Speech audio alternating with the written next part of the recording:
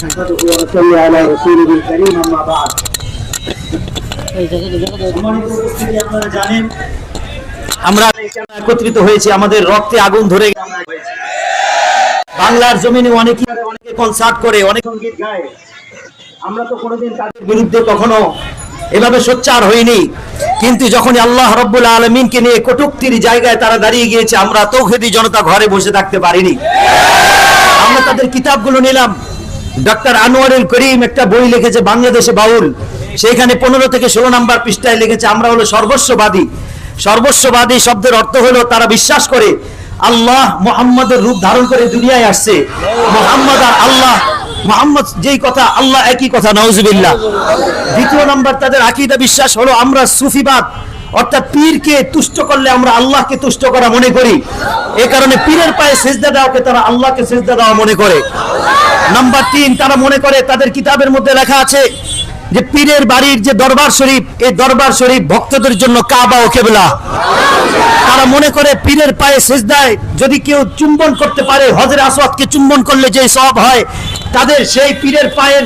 এই নখকে চুম্বন করলে তাদের পরিমাণ সওয়াব সমপরিমাণ সওয়াব পাওয়া যায় মুহতারাম উপস্থিতি স্পষ্ট করে বলতে চাই আমরা আজকে তৌহিদি জনতার ব্যানারে আমরা মাঠে ময়দানে নেমে এসেছি বিএনপি এবং এনসিপি সহ সকল রাজনৈতিক কর্মকাণ্ড ব্যক্তিদেরকে বলতে চাই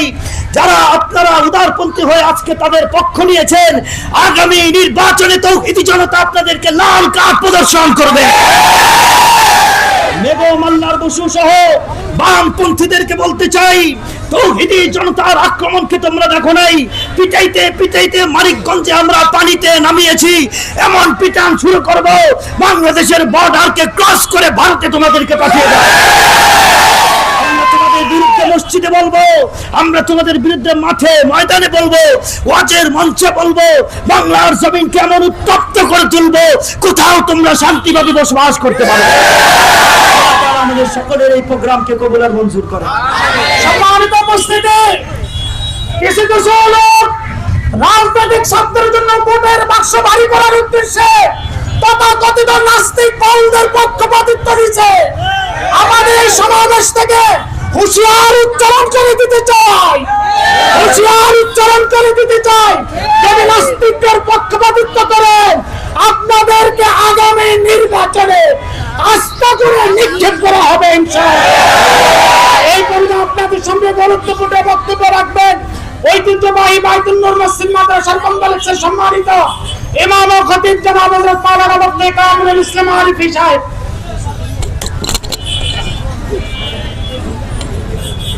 নাহমাদুহু ওয়া নুসাল্লি আলা রাসূলিহিল কারীম আম্মা বা'দ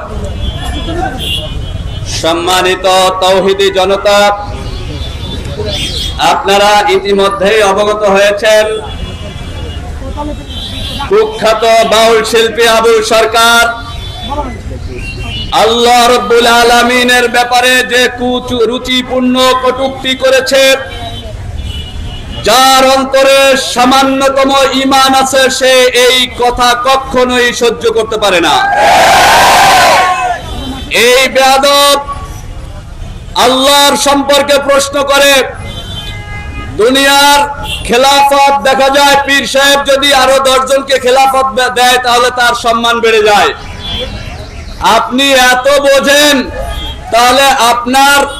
আল্লাহর যে খেলাফত এটা যদি আরো 10-20 জনকে 200-400 জনকে দিতেন তাহলে আপনারও তো সম্মান বেড়ে যেত আপনি এত বোঝেন এটা বোঝেন না কেন এত বড় জঘন্যতম কথা যে বলতে পারে এই বাংলার তাওহীদি জনতার এই বাংলার জমিনে তার স্থান হতে পারে না এবং তার সাথে যারা সামঞ্জস্যতা রক্ষা করে তার পক্ষ নিয়েছে তার পক্ষে বিবৃতি দিচ্ছে রাজনৈতিক ফায়দা লোটার জন্য এবং এই পার্শ্ববর্তী দেশের রকে খুশি করার জন্য যারা তাদের পক্ষ নিয়েছে বাংলার জনগণ তাদেরকে লাল কার্ড দেখাবেই প্রত্যাখ্যান করবেই এটা শুধু সময়ের ব্যাপার ঠিক কিনা তাওহীদি জনতা আমি বলতে চাই এই ধরনের আল্লাহ এবং রাসূল সম্পর্কে যখনই কোনো কটূক্তি কোনো এভাবে নাস্তিকতার মাথাচাড়া দিয়ে উঠবে আমরা ইনশাআল্লাহ রাজপথে সোচ্চার হয়ে তা প্রতিবাদ করেই ছাড়ব ইনশাআল্লাহ আল্লাহ পাক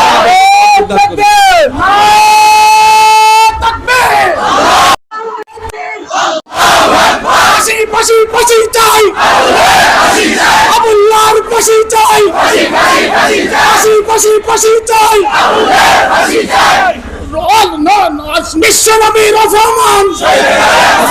বিশ্বনবীর রহমান। এই পর্যায়ে আপনাদের সামনে গুরুত্বপূর্ণ বক্তব্য রাখবেন। আমি এর আগে বক্তব্যের আগে আমি আমাদের জামিয়া দিনিয়া কল্যাণপুর এবং আশরাফুল মাদ্রাসা